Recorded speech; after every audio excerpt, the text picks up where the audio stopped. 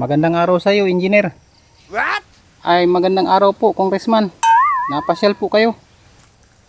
Kumusta naman ang ating proyekto ngayon? Maayos naman po, Congressman. Katunayan, patapos na po itong ating flood control project. Very good.